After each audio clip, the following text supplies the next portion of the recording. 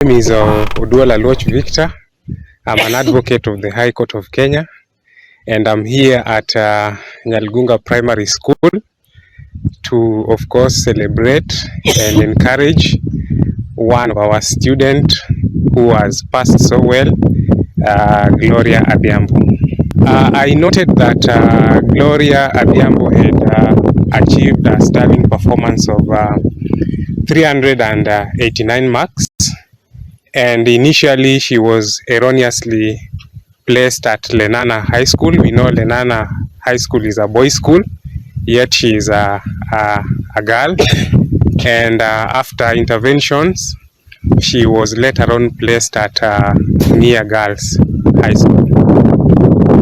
We are here to support our child who has passed. We know very well that under the Constitution, basic education and free and compulsory education is enshrined in our Constitution.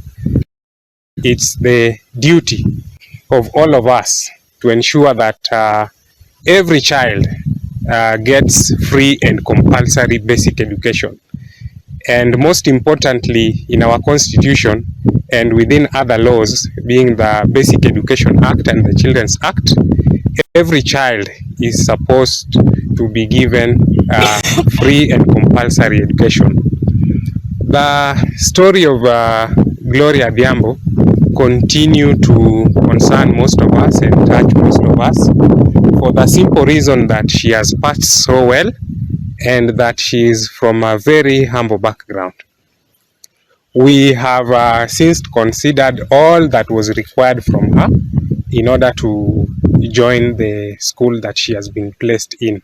Naomba Wakenya wengine na hata marafiki kama yeye wakuja niunge mkono ili kesho pia mimi nijiunge na wenzangu katika shule ya upili ya wasichana Ng'ia.